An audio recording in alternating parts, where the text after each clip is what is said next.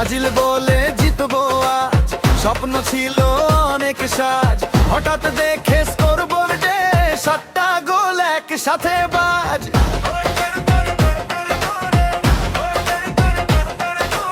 স্টেডিয়ামে নীরবতা, ভক্তদের চোখে ব্যথা, ফুটবলের সেই ইতিহাস আজও করে সবাই কথা।